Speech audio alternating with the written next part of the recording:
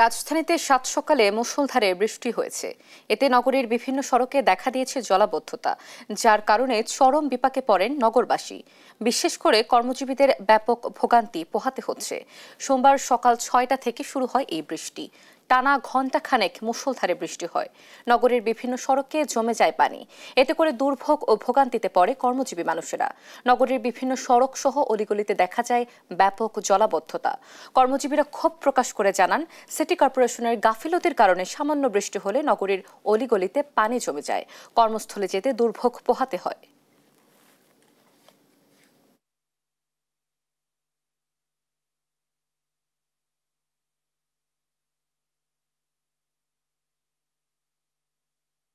সকাল থেকে বৃষ্টি হওয়ার কারণে বাসের সংখ্যা খুবই কম। অনেক কষ্ট করে আমাকে অফিস পর্যন্ত আসতে হয়েছে।